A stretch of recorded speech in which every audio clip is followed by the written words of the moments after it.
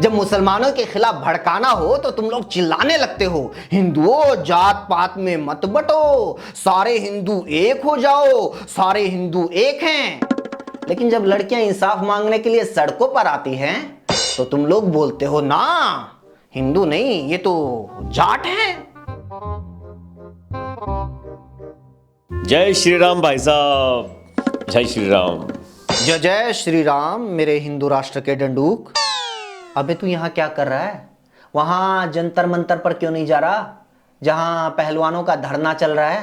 वहां हम क्या करेंगे भाई साहब, वहां हमारा क्या काम। अबे पार्क में टीनेजर लड़के लड़कियों को पीटने के लिए तो तुम लोग बड़े पहुंच जाते हो। देखो यहाँ पर लव जिहाद चल रहा है, हम अपनी हिंदू बहनों के रक्षक हैं, हम इन हिंदू बहनों की रक्षा करेंगे।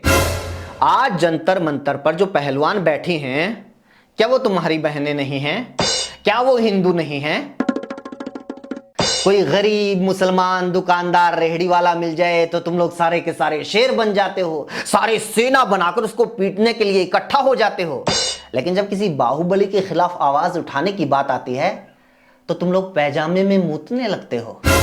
अबे बोलना, अब कहां है वो तुम्हारी हिंदू शेरनी स्कूटर वाली सांसद फायर ब्रांड नेता प्रज्ञा ठाकुर, जो लड़कियों को कह रही थी कि अपने चाकू छुरी तेज कर लो, पता नहीं कब जरूरत पड़ जाए। बता अब क्या हुआ उनके चाकू का? अब वो क्यों नहीं जाके उसी चाकू से आरोपियों को काटती? या ये चाकू सिर्फ तुम्हारे जैसे अंधभक्तों का काटने के लिए है? अबे बता ना, अब वो बाबा कहां हैं जो धर्म संसद लगाकर हिंदुओं की, हिंदू बेटियों की रक्षा की शपथ ले रहे थे? वो मीडिया वाली एंकरानी कहां हैं? जब ये खिलाड़ी मेडल लाते हैं तो इनके पीछे ऐसे भागते हैं जैसे रात को गाड़ियों के पीछे कुत्ते भागते हैं। आज इन खिलाड़ियों के लिए कोई नहीं हल्ला बोल कर रहा, कोई नहीं हुंकार भर रहा, कोई ब्लैक एंड व्हाइट विश्लेषण क्यों नहीं कर रहा? अबे बोलना कुछ।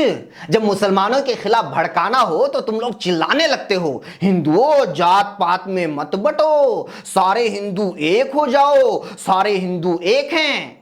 लेकिन जब लड़कियां इंसाफ मांगने के लिए सड़कों पर आती हैं तो तुम लोग बोलते हो ना, हिंदू नहीं ये तो जाट है। चोर को चोर बोलने पर ओबीसी समाज का अपमान हो जाता है, लेकिन हरियाणा को छोड़कर बाकी राज्यों में जाट तो ओबीसी हैं। क्या आज ओबीसी समाज का अपमान नहीं हो रहा? भाई साहब थोड़ी थोड़ी मजबूरियां समझो।